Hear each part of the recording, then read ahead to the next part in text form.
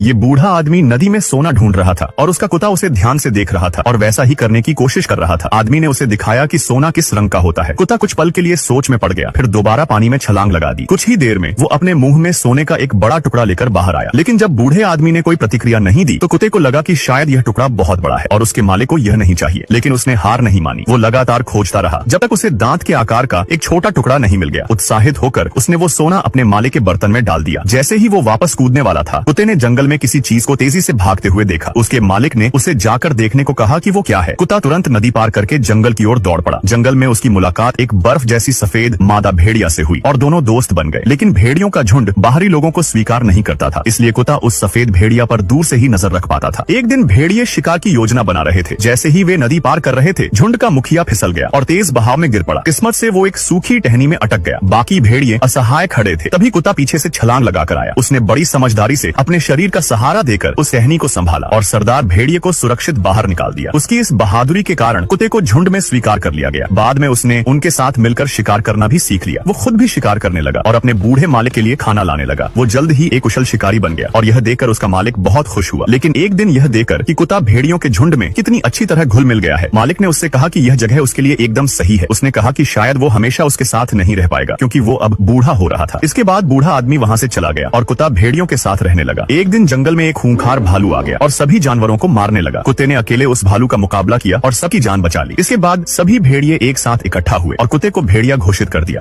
Hits your video and join the community.